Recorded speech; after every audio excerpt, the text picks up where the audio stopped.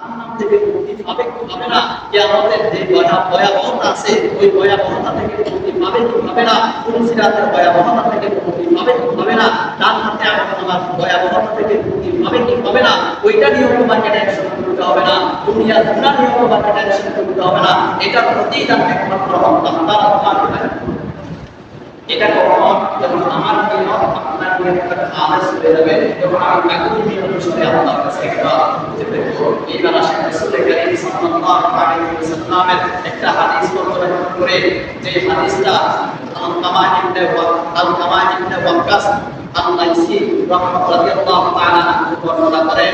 তিনি বর্ণনা করেন হযরত উমর ইবনে খাত্তাব রাদিয়াল্লাহু তাআলা আনহু থেকে, তিনি বলেন সামি'তু উমর ইবনে খাত্তাব রাদিয়াল্লাহু আনহু وسمعت رسول الله صلى الله عليه وسلم الكمال بن وقاص الليثي রাদিয়াল্লাহু তাআলা বলেন, আমি ওমর ইবনে খাত্তাব রাদিয়াল্লাহু তাআলা আনহুকে বর্ণনা করতে শুনেছি, তিনি রাসূল কারীম সাল্লাল্লাহু আলাইহি ওয়াসাল্লামকে বলতে শুনেছেন। কি বলতেন?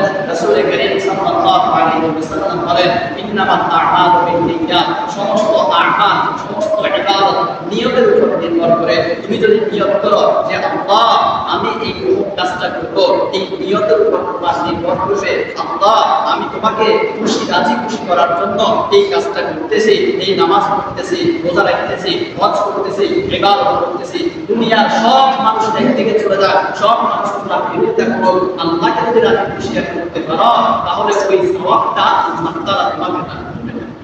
আল্লাহ নবী বলেন, লিকুল্লি ইমরিইন মা নাওয়া, যে যাই করুক না কেন সব কিছু তার নিয়তের উপর নির্ভর করে। তার নিয়তের উপর নির্ভর করে। এখন আমি আপনি হজ করতে গেলাম, আমাকে আপনাকে মানুষ রাজি করবে, আমি আর আপনি দোকানের মধ্যে যখন যাবো আমাকে বলবে হাজি সাহেব করে ডাক দিবে, আমি আর আপনি ওমরা করতে গেলাম আমাকে ওমরাকারী করবে, আমি মসজিদে আসলাম নামাজ পড়তে আমাকে নামাজি বলে ডাক দিবে। এই জন্য আমি করলাম না, আমার নিয়ত ছিল আল্লাহকে রাজি খুশি করার জন্য। আল্লাহকে রাজি খুশি করার পরে তারা যদি আমাকে হাজি ডাকতে দিতে পারে, তারা যদি আমাকে মুসল্লি করে ডাকতে দিতে পারে, সমস্যা নাই, কিন্তু আমার নিয়ত ছিল আল্লাহকে রাজি খুশি করা। তো আল্লাহ বলেন, লিকুল্লি ইমরিইন মা নাওয়া, এই নিয়তের পরিবর্তেই আল্লাহ তোমাকে সওয়াব দান করবে। আর যদি তোমার নিয়ত থাকে আমি হজ করব, আমাকে হাজি করবে, আমি দান করব, আমাকে মানুষ দানবীর করবে, দানশীল করবে, আমি নামাজ পড়বো, আমাকে মানুষ মুসল্লি করবে, তো আল্লাহ বলেন লিকুল্লি ইমরিইন মা নাওয়া, ওই নিয়ত থাকলে তোমাকে আল্লাহ তাআলা ওই নিয়ত দিবেন, ওইভাবে তোমাকে আল্লাহ তাআলা জান্নাত দান করবেন। এখন আমরা রাসূল কারীম সাল্লাল্লাহু আলাইহি ওয়াসাল্লামের আরেকটা হাদিস, এই যে এখন হাদিসটা বললাম এটা বুখারী শরীফের এক নাম্বার হাদিস।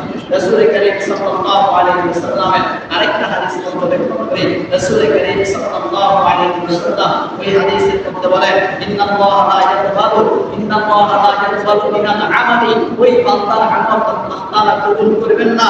বলে কখন কবুল করবেন? ইল্লা মান খালিসা, যতক্ষণ না নিয়তটাকে পরিপূর্ণ করবে, পরিশুদ্ধ করবে, আল্লাহ তাআলা ওই বান্দার আমল ততক্ষণ কবুল করবেন না।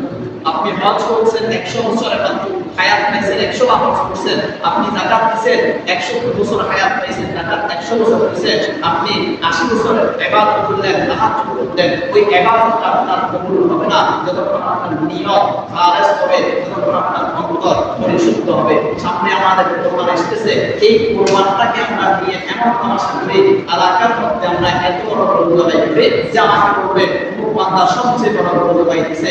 তো এইটা আল্লাহর কাছে পৌঁছবে না, আল্লাহর কাছে পৌঁছবে ওই যে ইল্লা মা কানা খালিসা, আমার অন্তরের মধ্যে কি ছিল, আমার অন্তরে আমি কি খুশি রেখেছিলাম, কি আল্লাহর জন্য করলাম না মানুষকে দেখানোর জন্য। এই জন্য নিয়তটাই হচ্ছে সবচেয়ে বড়।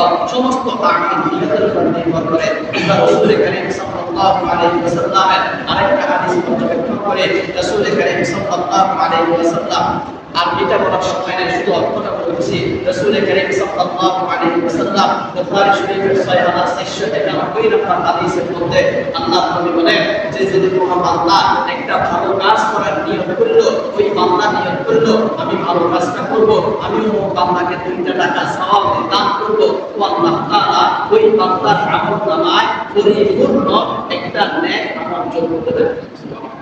আপনি মাত্র নিয়ত করলেন আমি বান্দাকে 2 টাকা সাদকা করব, 2 টাকা দান করব, আল্লাহ তাআলা সেটাকে আপনার আমলনামায় লিপিবদ্ধ করে দেবেন। এরপরে আপনি যদি ওই যে কাজটা করে নিয়ত করলেন, ওই নিয়তটাকে যদি আপনি পরিপূর্ণ করে ফেলেন, আপনি যদি ওই কাজটাকে যদি পরিপূর্ণ করে ফেলেন, ওই বান্দাকে 2 টাকা দান করে দেন, তো আল্লাহ নবী বলেন তখন আল্লাহ তাআলা ওই বান্দাকে ওই আমলের পরিবর্তে আমলটাকে 10 গুণ বাড়িয়ে সওয়াব দান করেন। এরপরে আল্লাহ নবী বলেন শুধু 10 গুণ না, সেটাকে বাড়িয়ে 700 গুণ করেন। বলে 700 গুণ না, সেটাকে বাড়িয়ে আল্লাহ নবী কোটি কোটি গুণ বাড়িয়ে আল্লাহ তাআলা তার আমল নামায় লিখে দেন। এরপরে আল্লাহ নবী বলেন ওমান হাম্মা বিসসাইয়্যিআত, যদি কোনো বান্দা খারাপ কাজের একটা নিয়ত করে যে আমি অমুক মেয়ের সাথে জেনা করব, অমুক মেয়ের সাথে অবৈধ রিলেশনে যাব, বা এই সুদের কাজটা করব, ঘুষের কাজটা করব, মাত্র নিয়ত করলে তো আল্লাহ তাআলা সাথে সাথে আপনার আমল নামায় গুনাহটা লিখে দেন না। ভালো কাজের নিয়ত করলে সাথে সাথে লিখে দেন, আর আপনি গুনার কাজের নিয়ত করলে সাথে সাথে লিখে দেন না। আপনি যদি ওই কাজটা থেকে বেঁচে যান, বিরত থাকেন, তো আল্লাহ তাআলা আপনার আমল নামায় পূর্ণ একটা নেক আমলের সওয়াব দিবেন। নিয়ত করলে খারাপ কাজের, কিন্তু খারাপ কাজটা করলেন না, আল্লাহ তাআলা ভালো একটা কাজের আমল আপনার আমল নামায় লিপিবদ্ধ করে দেন। আর ওই জায়গায় ভালো কাজের নিয়ত করলেন, কাজটা একটা করলেন না, তখন আপনার আমল নামায় ভালো কাজের সওয়াব লিপিবদ্ধ করে দেন। আর ভালো কাজটা করলে 700 গুণ 10টা নেকিতে করে দেবেন, বদলাই দেন, এবং ওই 10কে 700 গুণ বাড়িয়ে দেন, এবং 700 গুণকে 700 কোটিতে বৃদ্ধি করে দেন। এরপরে আপনি খারাপ কাজটা যখন নিয়ত করলেন কিন্তু করলেন না, একটা আমল আপনার আমল নামায় লিপিবদ্ধ করে দেন। আর যদি খারাপ কাজটা যদি আপনি করেন, তো করার পরে আল্লাহ তাআলা ওই একটা খারাপ কাজের পরিবর্তে একটা খারাপ কাজ আমল, তাহলে আমার